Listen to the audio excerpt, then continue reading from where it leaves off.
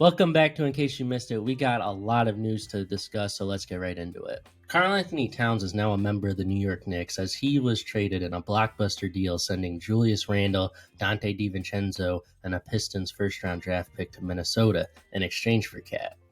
My first reaction on Friday night was simply just me being in shock, as I did not expect this to happen at all. To me, Julius Randle was a negative asset for every team across the league, and the Timberwolves haven't had the success they had last season in addressing everything they needed to in the offseason, left me with the impression that they were going to run it back with the same core. Apparently, that was not the intention the Timberwolves management had, as they have reportedly been working on a Cat trade for a large part of the offseason. On the Knicks side of the deal, the worst kept secret in the league was the Knicks' issues with Randle's playstyle, along with their reluctance to pay him to keep him around long term on another max deal. Not to mention the Knicks fan base's clear disliking of him given his playoff production. So looking at the Randle part of this trade, it is easy to see why the Knicks would do this, but the controversy comes from the Dante DiVincenzo part of the deal. The excitement surrounding the Knicks team was in large part due to the Nova Knicks playing together, and Dante was obviously a key piece of that puzzle. But perhaps more frustrating, Dante was a perfect fit for the team, and the Knicks fan base loved him, especially after what he did in the playoffs last year. Trading Dante was without a doubt the hardest component of this trade for the Knicks, and given the knowledge that this trade was in works all summer, it is clear that Dante was the piece that was a necessity in the deal. Now looking at why each player was acquired, we will start with the Knicks getting Cat. The center position for the Knicks was clearly the weakness for this team, as Ihart left and Mitchell Robinson is already hurt, making the Knicks extremely desperate for a center. I had been vocal about my concerns with the Knicks without a center all offseason, as I knew it would be difficult to come by success without a center even in the rotation, so adding Cat is massive in that regard. The Knicks do need to add one more depth piece, though, at the position because the injury history of Cat and Robinson is concerning, and honestly, they will inevitably get hurt throughout the season, and there is no avoiding it. Looking at the fit of Cat specifically, though, he brings size, floor spacing, and the big body in the interior. Obviously, we all know his defense isn't necessarily all there, at least consistently, but looking at the perimeter defenders around him, the Knicks will be able to hide his deficiencies, and who knows, maybe he could even turn out to be a positive interior defender, at least statistically. I mean, Josh Hart, Mikal Bridges, and OG Anunoby are going to have no issues handling players on the perimeter, which by design and knowledge will make Cat's job way easier. I do have my concerns about the Knicks' depth at this point, as they only have 7 or 8 players I really think can play, and many of which struggle to stay healthy. So as amazing as the starting 5 will be, after that, they don't have much to work with, and it's going to be intriguing to see how everything plays out, as Coach Thibs now has an excuse not to use his bench, as there isn't much on it. I could see the young players they have on the roster playing well and better than anticipated, though. On the Timberwolves side of things, Julius Randle is clearly going to be the new starting 4, as he is a perfect plug to replace Cat in terms of positioning. My concern with Randle is that he obviously tends to kill ball movement and is a known chemistry stopper, and watching how the Timberwolves were in the postseason last year, that could be detrimental. The way I look at things with Randle in Minnesota is that the T-Wolves struggled to have much perimeter shot creation outside of Anthony Edwards, and in the playoffs, much of the offensive struggle centered around that glaring issue. Although Cat is better than Randle, Cat is not as good at creating his own shots and shots for others, and Randle has the edge there, making it easier for me to see why this move actually happened for the Timberwolves. I believe that the Timberwolves' single biggest reason for this deal is because they wanted to have another shot creator outside of Edwards to take pressure off of him to create for himself and others. The bigger piece of the puzzle for the Timberwolves, in my opinion, is Dante DiVincenzo, as it is no secret that Dante is a perfect role-playing guard that is athletic, but also is an elite 3-and-D player, which is desperately needed for the Timberwolves. The single biggest deficiency for the 2024 Timberwolves team was being able to hit shots off the catch, as the floor spacing surrounding their stars was inconsistent at best. Jaden McDaniels had moments of elite shooting, but also moments of horrible shooting. Mike Conley was up and down, but his age is starting to limit his ability. We know Rudy Gobert couldn't do anything with the basketball, and the bench was filled with inconsistent shooting. Dante DiVincenzo is an elite three-point shooter, and his impact on the team will be massive because of that.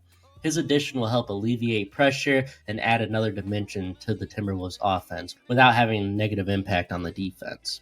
My complete takeaway for each side of this trade is as follows. The Knicks took a massive step forward with this move, and on paper you can say they are better than the Celtics, at least in terms of the starting fives, and it is not at all ridiculous to say. Now, would I say that? Probably not, but it's definitely a conversation you can have without sounding crazy now. There are still things that must be addressed, such as adding more depth at the center position and just more depth in general. I expect that to be addressed though, so I can confidently grade this trade as a B+. Grades are subject to change if more moves are made, but right now I got it as a B+, since it's not a bad trade, but there's more work and more things that need to happen in order for it to be a successful trade and in order to be an A. The media doesn't like the Timberwolves side of this trade, and my personal stance, it's not as bad as it may seem. They needed to clear money, and Cat is making nearly $50 million a season. They needed to use role players and co-stars to take pressure off of Anthony Edwards, and that is exactly what they got. The depth of the team is extremely underrated now, as you have a starting five of Mike Conley, Anthony Edwards, Jaden McDaniels, Julius Randle, and Rudy Gobert, with a bench unit consisting of Nickeil Alexander-Walker, Dante DiVincenzo, Joe Ingles, and at least 3 young players that are ready to take on bigger roles with the team, including the rookies, and of course Naz Reid, who I believe I haven't even mentioned at all in this video. Let's not forget that Naz Reid outplayed Cat in the playoffs multiple times this season, and this trade opens up a bigger role for him on the team, especially with Julius Randle expected to miss time early in the season. There is going to be a chemistry issue early, no doubt about it, and there's going to be an adjustment period. If and when they figure this out, the Timberwolves are going to be better than last year, and that is why I grade this as a B trade for them. I'm not going to sit here and say there is no reason to be concerned with Julius Randle on the team, but I think he will bring something the team desperately needed. Not even the team, Anthony Edwards. And after this season, we will look back on this deal as a solid move for both sides. Financial restrictions played a massive role in this deal as well, as they would have had to trade both Naz Reid and Nickeil Alexander-Walker in order to keep Cat. And given the success of Naz Reid and the impact Nickeil Alexander-Walker has had, keeping those two might be a better option than keeping Cat at this moment in time. And it just centers around the Rudy Gobert trade again, because if it weren't for that trade, this would not have happened, but it did happen. But yeah, I think this is a B move for the Timberwolves and a B+ move for the Knicks. I don't think it's a bad trade for either side. It's just a shocking one that no one expected. And obviously it hurts many people emotionally, and I feel like that is why there is such a negative perception around it. This is a weekly recap, so don't go anywhere as we got more signings and news to discuss. The Clippers extended Terrence Mann on a 3-year, $47 million contract extension. I think it is a pretty good deal for both sides of it. Jose Alvarado agreed to a 2-year, $9 million contract extension with the Pelicans. The Warriors signed Kevin Knox. Lester Quinones is now a member of the 76ers. And the Heat signed Nasir Little in a sneakily good move. The Utah Jazz picked up the club option on their head coach Will Hardy to keep him with the team until after the 2026 season. We do need to circle back to the Knicks, as they have another rumor and roster changes outside of the Blockbuster trade. First, the Knicks are waiving newly signed vet Marcus Morris Sr. and Chuma Okeke. And secondly, and most importantly, the Knicks came out and said that Mitchell Robinson is available for trade, and they are actively in talks with other teams on the trade market. It will be interesting to see how that plays out, given the fact he is the final remaining player from their roster that brought them back to the playoffs a few years ago. But honestly, it really isn't surprising. The injury bug is swarming some teams already, more specifically players, so here's your injury report update. Devin Vassell is expected to miss the start of the 2025 season as he continues to recover from a right foot injury. Vince Williams Jr. of the Grizzlies suffered a stress reaction on his tibia this week, awaiting an update on the injury timeline, however. Kawhi is hurt again, and yeah, those are the only major injury updates this week. Last but certainly not least, Derrick Rose announced his retirement this week in saddening news. You cannot mention what ifs in the NBA without mentioning the legendary D Rose. Congratulations, D Rose. The NBA is going to miss you.